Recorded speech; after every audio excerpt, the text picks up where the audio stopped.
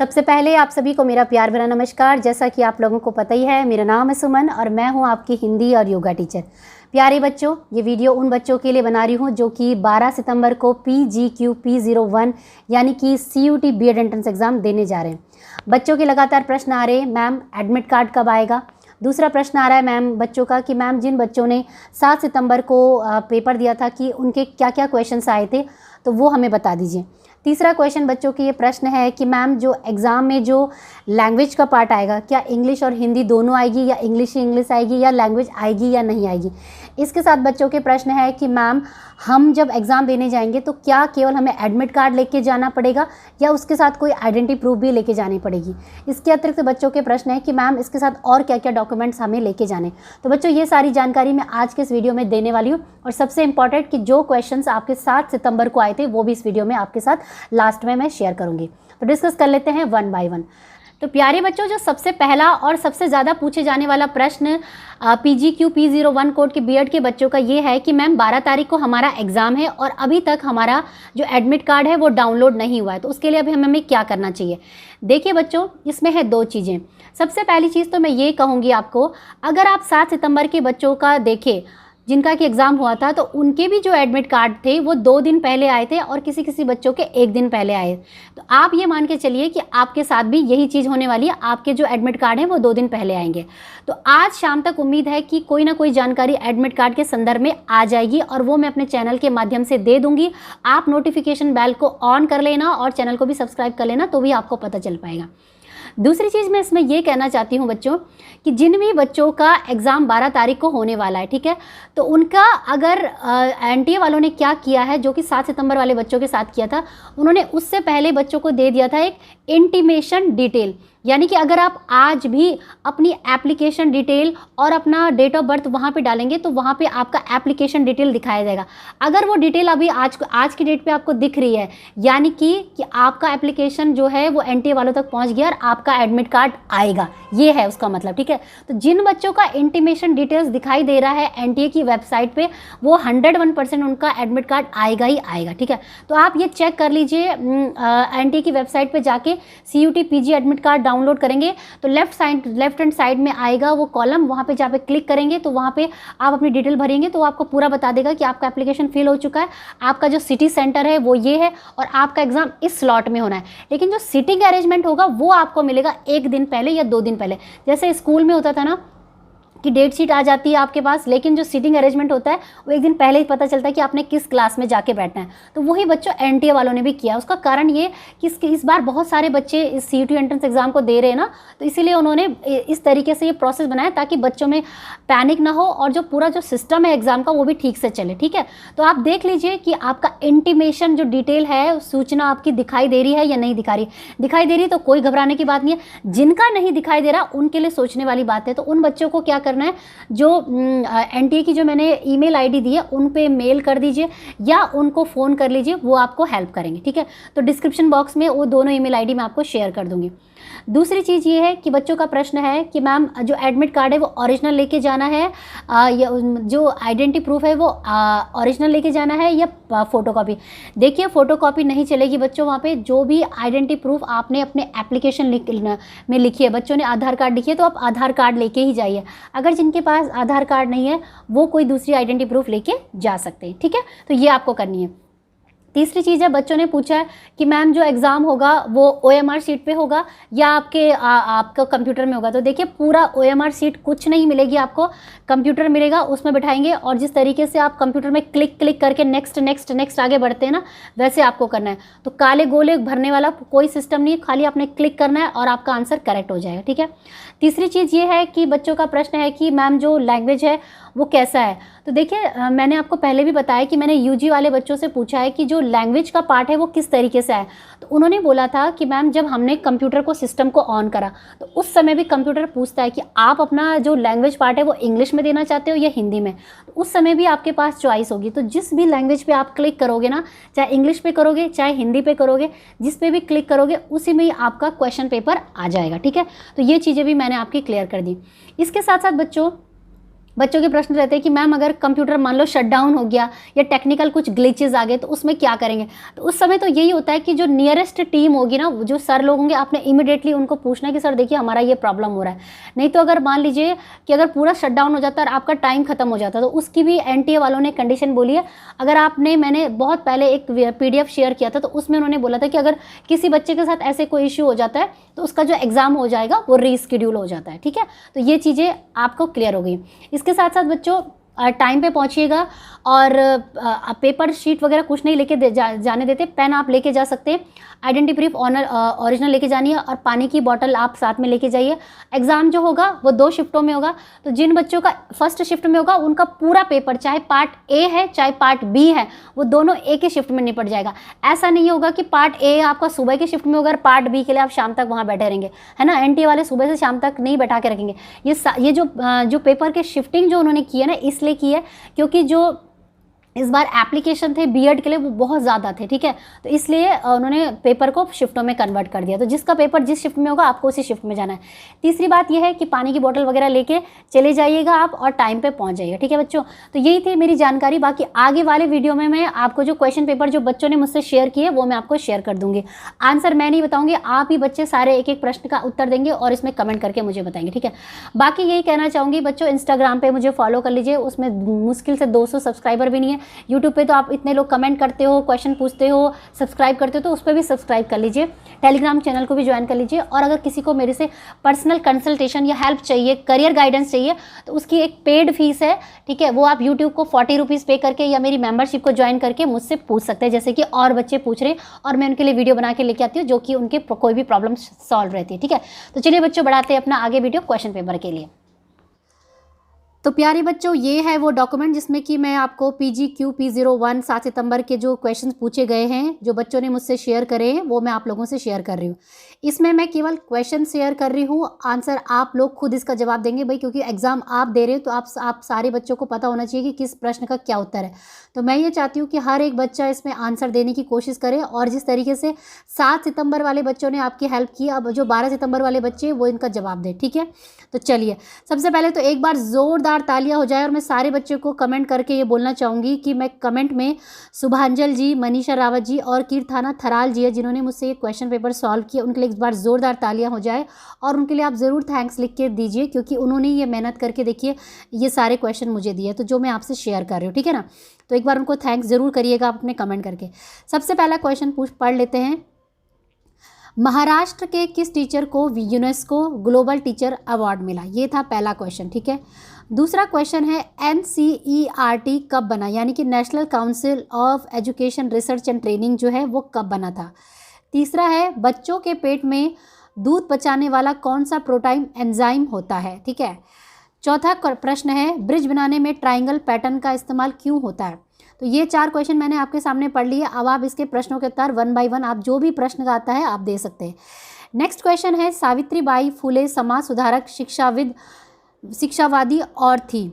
और इसके अलावा जो सावित्रीबाई फुले जी थी वो समाज सुधारक थी, शिक्षावादी भी थी, और क्या थी, तो वो वहाँ पे ऑप्शन दिए थे, वो आपने भरने थे। नेक्स्ट क्वेश्चन है एनिमल किंगडम का सबसे बड़ा फाइलम क्या है। 7वां क्वेश्चन कोलकाता में पहले इग्लो हिंदी कॉलेज की स्थापना किसने की थी। 8वां क्वेश्चन है सैटेलाइट 7A सैटेलाइट किस स्पेस स्टेशन से भेजा गया था।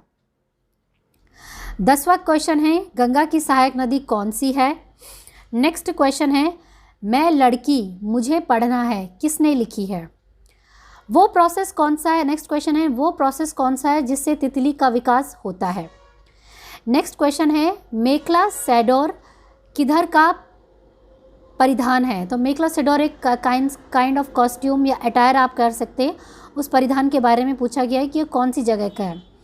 नेक्स्ट क्वेश्चन है डॉक्टर अंबेडकर स्मारक कहाँ है। 15 क्वेश्चन यूनिसेफ का फुल फॉर्म क्या है। 16वां क्वेश्चन ग्रीन रेवोल्यूशन कब हुआ। 17वां क्वेश्चन RTE किस संशोधन का हिस्सा था। नेक्स्ट क्वेश्चन है आपका गीतांजलि श्री को किस किताब के लिए बुक मिला। तो गीतांजलि को किताब के लिए किस कौन सा अवार्ड इनको मिला था। पद्म मार्ग किसने लिखी। नेक्स्ट क्वेश्चन NCPCR का फुल फॉर्म क्या है। 21वां क्वेश्चन है आपका विनय पत्रिका किसने लिखी। 22वां क्वेश्चन, थॉमस कप 2022 का विजेता कौन है? और 23वां क्वेश्चन, ओलंपिक 2020 में पीवी सिंधु को कौन सा मेडल मिला? 24वां क्वेश्चन है, विंग्स ऑफ फायर किसकी आत्मकथा है? 25वां क्वेश्चन है, भारत में चीता की वापसी के लिए किस देश के साथ करार हुआ है? यानी कि चीता की कुछ जातियां हैं वो विलुप्त हो रही थी, तो उसकी जाति को मेंटेन करने के लिए किसी देश के साथ करार हुआ था, तो उस देश का आपको नाम बताना है। 26वां क्वेश्चन है, देश में सबसे पुराना न्यूक्लियर प्लांट कहाँ है और कौन सा है? 27वां क्वेश्चन, कुछ राष्ट्रीय पत्रों के नाम थे कि वे किस शहर से निकले जिनमें अमृत बाजार, इंद्रप्रभा और कोहिनूर हिंदू था? नेक्स्ट क्वेश्चन, पॉक्सो संशोधन कब किया गया, कब हुआ? अगला क्वेश्चन है, अल नीनो क्या है? 30वां क्वेश्चन, एक रूबिक्स क्यूब में अधिकतम कितनी पॉसिबल कॉम्बिनेशन हो सकते हैं? तो रूबिक क्यूब्स आपको पता है, क्यूब जिसे हम डाइज इत्यादि कहते हैं, जैसे कि हम लूडो इत्यादि कहते हैं, उनको भी क्यूब की कैटेगरी में डाला जाता है, डाइज कहा जाता है, उससे रिलेटेड ये क्वेश्चन था। 31 क्वेश्चन है, लाइफ बिलो वाटर योजना किस मुद्दे पर है? 32 क्वेश्चन है, अनुष्का शंकर का संबंध किस वाद्य यंत्र से है? 33 क्वेश्चन है, मनुष्य के शरीर की सबसे बड़ी धमनी कौन सी है? 34 क्वेश्चन, मार्क्स का पॉलिटिकल व्यू पॉइंट। 36 क्वेश्चन है, राष्ट्रवाद किताब किसने लिखी है? 37 क्वेश्चन है, चंद्रगुप्त मौर्य से हारने वाला नंद वंश का अंतिम शासक। और 38 क्वेश्चन है, दुनिया की पहली महिला प्रधानमंत्री। 39 क्वेश्चन मुझे समझ में नहीं आया, तो इसे मैं छोड़ देती हूँ। ए किसे कैसे लिखा जाएगा, ये नहीं पूछा है कि किस लैंग्वेज में, बाइनरी लैंग्वेज में, कंप्यूटर लैंग्वेज में, तो ये क्वेश्चन मुझे नहीं समझ में आया। 40 क्वेश्चन है, प्रताप सिंह का घोड़ा काला है, इसमें काला कौन सा विशेषण है? तो काला जो है वो विशेषण कौन सा विशेषण आपने माना जाएगा? 41 है, चंद्रहास किस हथियार का पर्यायवाची है? एंड 42 क्वेश्चन है, वह रचना जिसमें पहले छंद में 13-13 और दूसरे छंद में 11-11 हो उसे क्या कहते हैं? तो कोई स्टेटमेंट दिया गया होगा, शायद उसी के संदर्भ में ये बात कही गई है। 43 क्वेश्चन है, हिंदी में हो तो हिंदी से हो अगर तो सकर्मक क्रिया पढ़कर जाओ, विशेषण और सर्वनाम भी। 45वां क्वेश्चन है, वचनामृत में कौन सा समास है? तो समास पढ़े जाते हैं ना हमें, द्विगु समास, द्वंद्व समास, तो उसमें से एक क्वेश्चन पूछा गया है। 46 क्वेश्चन है, जोहर खुलना का क्या अर्थ है? 47 क्वेश्चन है, मेरी सहेली ने मेरी सहायता की में कौन सा कारक है? 48 क्वेश्चन है, कुछ किताबों और ऑथर को मैच करने का था, तो कुछ जो बुक्स वगैरह हैं और जो उनकी ऑथर है उन्हें मैच करने के लिए बोला गया था। तो जो भी बच्चे सोच रहे हैं कि थोड़ा किताबों और ऑथर्स को पढ़ लेना चाहिए, तो बिल्कुल सही सोच रहे हैं। 49 क्वेश्चन है, 50 से बड़ा और 60 से छोटा नंबर में प्राइम नंबर का कुल जोड़ कितना बनता है? 50 क्वेश्चन है, पाई का वैल्यू रेशनल नंबर है, इरेशनल क्या होगा? ठीक है, तो पाई की कुछ वैल्यू होती है, उसकी जो रैशनल नंबर की जो वैल्यू दी गई है और इरेशनल की वैल्यू क्या होगी, तो उसके ऑप्शन दिए होंगे, वो आप कर सकते हैं। तो ये तो हमारे पार्ट ए से, जो कि शुभांजल जी ने दिए थे। अब हम पढ़ लेते हैं थोड़ा सा पार्ट बी से। पार्ट बी से, विंग्स ऑफ फायर के राइटर कौन थे? ठीक है, नेशनलिज्म के राइटर कौन थे? इसरो के सैटेलाइट रिसेंटली का लॉन्च, वो जो क्वेश्चन पहले दोबारा रिपीट हो चुका है। वर्ल्ड की फर्स्ट वुमेन प्राइम मिनिस्टर। 5वां क्वेश्चन था, हड़प्पन सिविलाइजेशन के ऊपर भी एक क्वेश्चन था, मतलब ये बता रहे हैं आपको। 6वां क्वेश्चन अशोका के ऊपर क्वेश्चन था, कलयुग युद्ध से रिलेटेड। ठीक है, 7वां question prime minister and president की पावर से रिलेटेड भी था, ये भी आप पढ़ लीजिएगा। और नेक्स्ट क्वेश्चन मोह खेले, ये तो आपने पढ़ लिया है। 9 क्वेश्चन, एक क्वेश्चन था कि वो नॉवलिस्ट जिनके नेम नोबेल प्राइज़ के लिए नॉमिनेट किया जाता है लेकिन उन्हें ये प्राइज़ अभी तक नहीं मिला है। नेक्स्ट क्वेश्चन है, गीतांजलि श्री को बुकर प्राइज़ कौन सी नोबेल पर मिला था? ठीक है, ओके। डोमेस्टिक क्रिकेट टूर्नामेंट कौन सा था, उसका नेम बताइए। थॉमस कप कौन सी कंट्री ने जीता है? और नेक्स्ट क्वेश्चन है 13, कुतुबुद्दीन ऐबक पे जो किताब लिखी गई थी उसका नाम चूज़ करना था। ठीक है, नेक्स्ट क्वेश्चन है आपका, मैचिंग के 2 क्वेश्चन थे जिसमें अरस्तू, कार्ल मार्क्स के बारे में मैचिंग करनी थी और न्यूज़पेपर से रिलेटेड मैचिंग थी। तो आपको पता है कि ये अरस्तू और कार्ल मार्क्स हमारे कुछ फिलोसफर वगैरह होते थे, तो उनके कोई शायद स्टेटमेंट दिए थे, वो आपको मैच करने थे। नेक्स्ट क्वेश्चन है, टीचिंग एंड एप्टीट्यूड को लेकर थोड़ा 1-2 क्वेश्चन थे, बाकी ट्राइंगल से ब्रिज बनाना के लिए रीज़न, ओके ठीक है, बाकी सेम क्वेश्चन है। पीवी सिंधु वाला भी क्वेश्चन रिपीट हो चुका है, ओके, तो इसे हमें पढ़ने की ज़रूरत नहीं है। इन्फेंट में दूध वाला जो क्वेश्चन है वो भी रिपीट हो चुका है। अच्छा, ये नेक्स्ट क्वेश्चन, ये क्वेश्चन के बारे में नहीं था ऊपर। कोरोना के वेरिएंट के बारे में पूछा गया था, तो कोरोना के कितने वेरिएंट आए थे वो आप पढ़ लीजिएगा। एनसीईआरटी कब इस्टेब्लिश हुई थी? अच्छा, किस भी म्यूजिशियन के नाम दिया गया था और कौन सा इक्विपमेंट बजाते हैं? तो ये आकांक्षा शंकर पर था क्वेश्चन, वो सितार बजाती हैं, ठीक है। तो आकांक्षा शंकर के बारे में पूछा गया था, वो कौन सा वाद्य यंत्र बजाते हैं। यूनेस्को के ऊपर क्वेश्चन था। अच्छा ठीक है, और यूनेस्को की अवार्ड जीता है कौन से प्राइमरी टीचर है? तो ये महाराष्ट्र के हैं, आर से उनका कुछ नाम है, ठीक है। ओके, 1 सेकेंड, उनका नाम था रंजीत सिंह दिसालेजा था, उनको मिला था ये अवार्ड। ऑर्गेनाइजेशन की फुल फॉर्म पूछी गई थी, 2 ऑर्गेनाइजेशन की फुल फॉर्म पूछी गई थी। चिल्ड्रन से रिलेटेड क्वेश्चन थे, यूनिसेफ की फुल फॉर्म। प्राइम नंबर के ऊपर एक क्वेश्चन था और पाई के ऊपर एक क्वेश्चन था। जीडीपी के ऊपर भी एक क्वेश्चन था, मतलब बच्चे बता रहे हैं, क्वेश्चन तो उन्होंने नहीं दिया है। विशाखा गाइडलाइन के ऊपर एक क्वेश्चन था, ओके ठीक है। और largest artery in human body ये था। और butterfly and most related question था शायद उनकी लाइफ साइकिल। जो बटरफ्लाई की लाइफ साइकिल होती है ना 3, एक होती है कैटरपिलर बनते हैं, और कुछ मुझे एग्जैक्टली याद नहीं आ रहा, तो मुझे कैटरपिलर याद है। तो ये 3-4 साइकिल होती है उनकी, तो वो बतानी थी, ठीक है। बाकी यही बच्चे को क्वेश्चन दिया था, बाकी और तो कोई क्वेश्चन उन्होंने नहीं दिया था। बाकी एंटोनिम सिनोनिम्स उन्होंने पूछे गए थे, एंड टेंसेस वाउल के ऊपर भी क्वेश्चन था। और एंटोनिम जैसे कैलोस का एंटोनिम उल्टा क्या है? सिनोनिम्स का मतलब होता है समानांतर शब्द, यानी कि बैफल का सेम वर्ड क्या था? एंटोनिम्स का मतलब वो अपोजिट, ठीक है।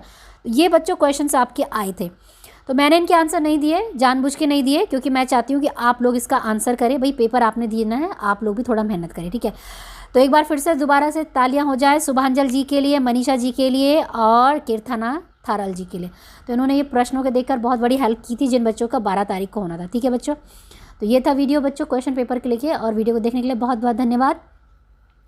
मिलेंगे मेरे कुछ नई अच्छी इंटरेस्टिंग वीडियो के साथ। तब तक के लिए आप घर पे रहिए, स्वस्थ रहिए, मस्त रहिए, पढ़ते रहिए और आगे बढ़ते रहिए, क्योंकि पढ़ेगा इंडिया तभी तो आगे बढ़ेगा इंडिया। और मुझे इंस्टाग्राम पे भी फॉलो कर लीजिए, चैनल को लाइक शेयर सब्सक्राइब कर लीजिए, और टेलीग्राम चैनल को भी ज्वाइन कर लीजिए। ये मैं PDF जो है आपको जो डॉक्यूमेंट है, इसको मैं टेलीग्राम चैनल पे शेयर कर दूँगी, ठीक है बच्चों। वीडियो को देखने के लिए बहुत बहुत धन्यवाद। जय हिंद, जय भारत, धन्यवाद। सत्यमेव जयते, धन्यवाद।